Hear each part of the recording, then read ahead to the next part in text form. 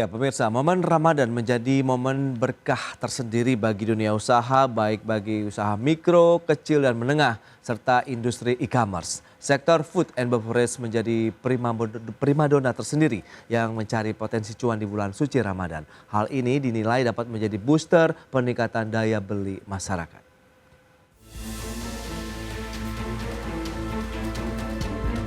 Badan Penyelenggara Jaminan Produk Halal atau BPJPH mencatat pertumbuhan industri halal di Indonesia terus meningkat tajam dari tahun ke tahun. Terutama pasar makanan dan minuman halal yang selalu menunjukkan peningkatan penjualan yang signifikan. Terlebih lagi dalam waktu dekat memasuki bulan suci Ramadan, menilik peluang besar ini pemerintah secara serius memperkuat ekosistem industri halal di tanah air agar dapat mengambil peluang market yang sedemikian besar ditambah dengan populasi masyarakat muslim di Indonesia yang jumlahnya sangat besar. Dalam catatan e-commerce Market Insight for Fast Moving Consumer Goods atau FMCG Brands in Indonesia, nilai penjualan atau sales value sektor food and beverage periode Ramadan tahun 2024 lalu mencapai 6,4 triliun rupiah dengan jumlah produk terjual atau sales quantity tercatat sebanyak 170,8 juta buah. Sementara berdasarkan peningkatan jumlah produk terjual, kategori makanan dan minuman mengalami peningkatan yang signifikan, yakni mencapai 50,8%. Sedangkan nilai penjualan sektor FMCG di e-commerce tercatat mencapai 6,4 triliun rupiah selama tahun 2024 dengan jumlah produk terjual sebanyak 170,7 juta produk. Angka ini meningkat 25,4% jika dibandingkan dengan periode bulan Ramadan di tahun 2023 yang hanya mencapai 5,1 triliun rupiah. Potensi yang besar ini peluang perputaran ekonomi periode Ramadan di tahun 2025 ini diprediksi akan meningkat tajam, yakni bisa di atas 100%. Jakarta, IDX Channel. Iya, pemirsa, untuk membahas tema menarik kita kali ini, melirik potensi cuan ekonomi syariah di bulan Ramadan, kita sudah tersambung melalui Zoom bersama dengan Bapak Irfan Sokibeik. Beliau adalah Dekan Fakultas Ekonomi dan Manajemen IPB University. Halo Pak Irfan, apa kabar? Baik, Alhamdulillah. Gimana kabar Mas Pras? Kabar baik juga Pak Mbak Irfan, Putri? terima kasih atas waktu yang disempatkan dan sudah bergabung juga ini ada Ibu Putri Madarina, Kepala Eksekutif Inovasi dan Pengembangan Industri Fintech Syariah Indonesia. Halo Bu Putri, apa kabar? Alhamdulillah baik. Yes, terima kasih atas waktu yang disempatkan. Dan sebelum membahas lebih jauh Pak Irfan, Anda melihat bagaimana sih perkembangan ekonomi syariah Indonesia nih, terutama di tahun 2024, tantangan, kemudian kansnya juga seperti apa? Silakan. Ya, baik Mas Pras. Bismillahirrahmanirrahim. Jadi memang kalau kita melihat ya perkembangan ekonomi syariah di 2024 itu secara umum terjadi peningkatan yang cukup signifikan ya, baik dilihat dari sisi size-nya ya, kemudian juga dilihat dari sisi literasinya, walaupun memang agak sedikit problematik dari sisi inklusi ya, yang Oke. ini menjadi PR kita semua, dan juga dilihat dari sisi kontribusinya terhadap perekonomian nasional. Dan itu bisa kita lihat dari 3 sektor utama dalam perekonomian syariah. Ya, mulai dari sektor real, nah ini kita bicara kaitannya dengan halal industri, ya bagaimana perkembangan industri makanan halal, perkembangan jumlah pelaku halal yang tersertifikasi, yang sekarang sudah lebih dari 10 juta sertifikat halal misalnya ya. Nah, kemudian juga yang kedua adalah dari sisi sektor keuangan syariah, ya, baik industri perbankan syariah maupun industri non-bank syariah, ya, dan termasuk juga pasar modal syariah.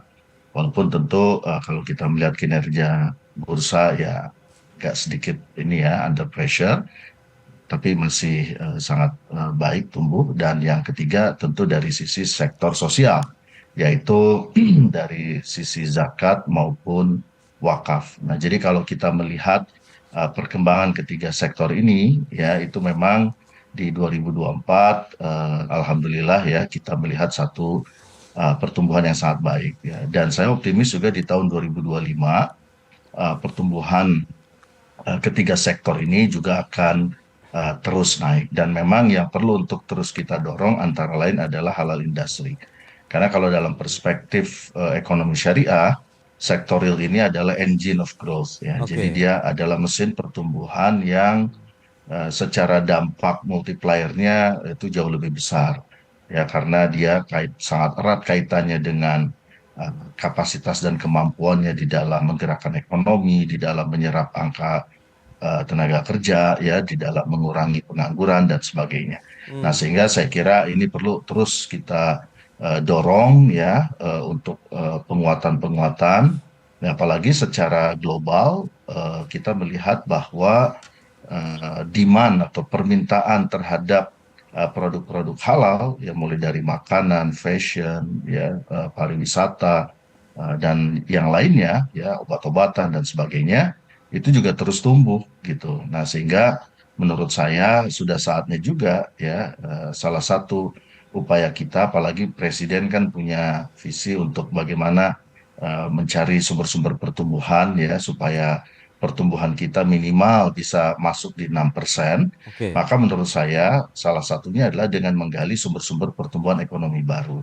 Nah, salah satu sumber pertumbuhan ekonomi baru yang saya yakin bisa ikut mendongkrak pertumbuhan ekonomi nasional yang 6% ini itu adalah antara lain pada sisi industri halal. Nah, jadi saya kira kita harus terus ya melakukan kampanye industri halal, juga membangun awareness ya awareness halal lifestyle baik kepada konsumen maupun juga kepada produsen, dan kepada produsen kita harus terus meyakinkan bahwa halal certification itu adalah bagian dari bukan bagian dari beban, tapi ini adalah bagian dari sesuatu yang memberikan keuntungan. Nah, karena itulah menurut saya diplomasi Oke. perdagangan halal itu harus kita tingkatkan. Diplomasi perdagangan Baik. halal. Ada beberapa market yang Ya, ya. menurut saya kita harusnya bisa masuk. Salah satunya yang tinggi itu Oke. adalah market Timur Tengah. Baik, Pak Ya, Irfan. kami jadi artinya diplomasi perdagangan hal ini perlu untuk terus kita dorong supaya Ya. dia bisa menjadi bagian dari sumber pertumbuhan ekonomi baru Itu dia, ada Indonesia. beberapa Begitu Mas poin yang Pras. sudah disampaikan Pak Irfan tadi, inklusi ekonomi syariah, kontribusinya terhadap ekonomi nasional dan juga bagaimana kampanye dari industri halal juga yang lebih masif lagi begitu ya, dari sisi ke masyarakat maupun juga dari produsennya. Nah, Bu Putri, sebagai pelaku Anda melihat bagaimana perkembangan ekonomi syariah saat ini begitu? Apakah sesuai harapan pelaku industri? Kemudian Anda melihat masihkah ada bottleneck begitu, tapi di bagian yang mana? Silakan Bu Putri. Oke, baik. Ya, mungkin secara overall ya, Ya, sebetulnya kita melihat bahwa pertumbuhan ekonomi syariah di Indonesia itu menunjukkan tren yang positif dan cukup signifikan seperti itu. oke. Bisa lihat dari beberapa uh, indikator gitu ya, terutama mungkin aset perbankan syariah gitu ya, biasa di highlight gitu sebagai tolak ukur perkembangan ekonomi syariah pertama, lalu mungkin kedua tadi sempat disampaikan juga oleh Pak Irfan ya, sertifikasi produk halal seperti itu. Oke. Kita melihat bahwa dari tahun sebelumnya itu meningkat sebanyak 45%. Hmm. Nah, cuma mungkin apa ya istilahnya kita juga perlu melihat ini pencapaiannya kita perlu tingkatkan lagi gitu karena kita perlu membandingkan dengan mungkin negara-negara lain gitu ya. Misalnya contohnya dengan negara tetangga seperti itu. Em, Kalau misalnya boleh mengerucut sedikit, perkembangan ekonomi syariah itu pasti kan didasari oleh keuangan syariahnya juga. Bagaimana keuangan syariah tersebut bisa menyokong gitu ya. Hmm. Produk halal oke, bertumbuh, keuangan syariah juga bertumbuh, tapi bagaimana di negara tetangga gitu. Kita melihat misalnya di Malaysia adopsi perbankan syariah misalnya udah sampai 37%, di Indonesia mungkin masih sekitar 7,44% gitu ya. Ya. Atau 8% seperti itu. Nah, itu yang mungkin kita bisa tingkatkan di kemudian hari seperti itu. Baik, tapi kalau dari sisi literasi seperti apa inklusi tadi yang juga digarisbawahi Pak Irfan ya terkait dengan ekonomi syariah Indonesia itu bagaimana dari pandangan Anda? Ya, kalau literasi sebetulnya kita melihat adopsi itu cukup baik. Hmm. Cuma memang mungkin seperti ini karena kita melihat sebenarnya populasi di Indonesia itu kan sangat besar, tapi kita masih melihat potensi yang cukup besar juga untuk kita lihat di underbank gitu ya. Hmm. Under population kita masih cukup besar gapnya, Oke. sehingga sebetulnya itu bisa masuk literasi ke arah sana gitu. Jadi yang paling penting saya lihat di sini adalah top down approach. kalau kita melihat bagaimana negara-negara lain itu bisa sukses mengembangkan ekonomi syariah dan keuangan syariah, itu memang sangat bergantung dari top down approach seperti itu. Baik, potensinya sebesar apa, kemudian tantangan apa saja yang harus dipecahkan, kita akan bahas nanti di segmen berikutnya Pak Irfan. Ibu Putri, kita akan jeda dulu sebentar, dan pemirsa kami akan segera kembali sesaat lagi.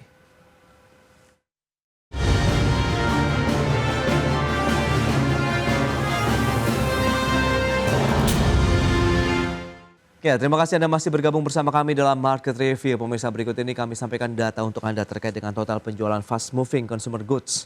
Ini periode Ramadan di tahun 2023 dan 2024. Kita akan cermati perbandingannya seperti apa. Itu dia, di tahun 2023, 5,1 triliun rupiah fast moving consumer goods begitu ya. Kemudian dibandingkan dengan 2024, 6,4 triliun rupiah. Jadi ada kenaikan sekitar 25,4%, atau ada 170,7 juta produk begitu dari sisi penjualan selama bulan suci Ramadan di tahun 2023 dan 2024. Berikutnya kita lihat jumlah produk terjual selama periode Ramadan tahun 2023, makanan dan minuman naiknya 27%. Dari 47,5 juta menjadi 60,3 juta. Kemudian dari sisi kesehatan, ini justru ada penurunan 19,5% dari 27,7 juta unit kalau bisa disampaikan 22,3 juta di tahun 2024. Itu dia pergerakannya dari sisi penjualan produk-produk, kemudian dari sisi beberapa subsektor di dalamnya, makanan, minuman, dan kesehatan. Kita lanjutkan kembali perbincangan bersama dengan Bapak Irfan Syokibek, Dekan Fakultas Ekonomi dan Manajemen IPB University. Kemudian juga ada Ibu Putri Madarina, Kepala Eksekutif Inovasi dan Pengembangan Industri Fintech Syariah Indonesia. Baik, Pak Irfan, kalau kita lihat dengan beberapa data tadi yang sudah disampaikan, kemudian juga tingkat literasi yang sudah diberikan juga oleh Ibu Putri tadi, lantas bagaimana dengan potensinya Pak, kansnya begitu di tahun 2025 ini di momen Ramadan? Karena kenaikannya 2023 ke 2024 naiknya kencang nih, 25,4%, Pak Irfan. Ya, jadi memang Ramadan ini adalah momen yang sangat spesial ya. Oke. Karena biasanya di bulan Ramadan ini semangat atau spirit ya masyarakat Muslim ya itu meningkat luar biasa. Ya. Nah, sehingga pada beberapa sektor kadang-kadang bulan Ramadan ini, bukan kadang-kadang ya, seringkali Ramadan ini menjadi momen untuk menggenjot pertumbuhan. Contohnya misal di sektor zakat dan wakaf, nah itu rata-rata kenaikan di bulan Ramadan itu collection-nya itu bisa mencapai 60-70% ya dari pengumpulan secara nasional. Nah, sehingga memang ini menjadi satu hal yang sangat baik. Dan semangat berbagi juga tinggi. Nah, itu antara lain misalnya ada banyak motivasi untuk bersedekah kepada orang yang berbuka. Nah, sehingga dengan demikian masyarakat termotivasi untuk meningkatkan konsumsi ya. Walaupun kadang-kadang berlebihan ya, tapi Oke. semangat berbaginya itu saya kira sangat luar biasa. Dan kemudian semangat bersyariahnya itu juga mengalami lompatan peningkatan yang sangat luar biasa. Nah, sehingga konsumsi terhadap produk-produk halal itu juga diyakini akan meningkat. Nah, karena itulah yang perlu kita lakukan adalah bagaimana spirit dari sisi demand, permintaan dari sisi konsumen ini kemudian bisa direspon dari sisi supply. Oke. Memang ajaran Islam itu kan rahmatan lil alamin. Siapapun bisa mendapatkan cuan ya, mendapatkan benefit berkah dari Ramadan. Ya. Nah, tapi menurut saya ini harus juga dimanfaatkan dengan lebih baik oleh para pelaku usaha ya, terutama para pelaku usaha UMKM yang tentu mayoritas kebanyakan adalah umat Islam. Nah, jadi menurut saya ini yang perlu untuk kita dorong sehingga benefit ya secara ekonomi dari sisi supply, nah itu juga bisa kemudian mendorong dan memperkuat atau menggerakkan industri halal nasional ya, dan juga di sisi lain bisa menciptakan pertumbuhan yang lebih merata Oke. Ya, karena kan problem kita berikutnya adalah dari sisi pemerataan, dari sisi distribusi Ya. pendapatan. Nah, ini yang menurut saya perlu untuk terus kita gerakkan begitu. Nah, sehingga momen Ramadan ini juga memberi cuan yang lebih banyak juga ya dari sisi supply Oke. kepada pelaku usaha UMKM. Nah, jadi karena itu pemerintah perlu untuk terus mendorong ya dan memperkuat. Nah, kemudian juga kita perlu melakukan edukasi ya bahwa konsumsi produk halal itu adalah sesuatu yang menjadi bagian dari ajaran Ramadan ya. Nah, sehingga Hmm. dan termasuk juga keberpihakan pada UMKM juga bagian dari ibadah di bulan Ramadan. Nah, sehingga Oke. mereka tidak hanya mengkonsumsi produk-produk usaha besar, tapi juga Ya. mereka semangat ya untuk membeli produk tetangganya, membeli di Hmm. warung sebelahnya ya, Oke, Pak Irfan. membeli makanan dari usaha-usaha yang dijual di berbagai kios milik Hmm. rakyat, milik masyarakat. Nah, ini yang semuanya itu adalah bagian dari ibadah Hmm. yang nilai pahalanya akan berlipat ganda. Nah, Baik. kalau ini juga disosialisasikan sebagai bagian dari ajaran Ramadan, Hmm. saya kira juga implikasi ekonominya akan sangat luar biasa. Dan saya Oke. optimis memang di 2025 ini pertumbuhan ekonomi syariah bisa terus meningkat ya murni karena Ya. relatif tidak terlalu terganggu ya Hmm. dengan economic shock dengan ketidakpastian yang ada. Jadi ini menarik memang ini Oke. saya sebagai peneliti juga ingin sebenarnya menginvestigasi lebih Hmm. dalam di saat tantangan-tantangan ekonomi ini luar biasa dahsyat, tekanan ekonomi luar biasa, Ya. situasi global juga semakin uncertain, tapi yang menarik adalah Hmm. pertumbuhan ekonomi syariah ini terus naik. Ya, ini yang Hmm. menjadi PR. Dan juga Baik. dari sisi industri saya berharap karena tadi kita juga sempat tadi Mas Pras menyinggung Hmm. soal inklusi ya, memang inklusi ini menjadi salah satu PR karena relatif angkanya tidak terlalu bergerak signifikan begitu dibandingkan dengan literasi yang naik dari 12 menjadi 39%. Nah, Hmm. artinya apa? Artinya memang ini juga momentum untuk bagaimana industri juga melakukan pembenahan-pembenahan, Oke. melakukan penguatan-penguatan, Hmm. misalnya dari sisi teknologi, ya jangan down misalnya ya, sehingga mempengaruhi kepercayaan publik. Nah, jadi ini Baik.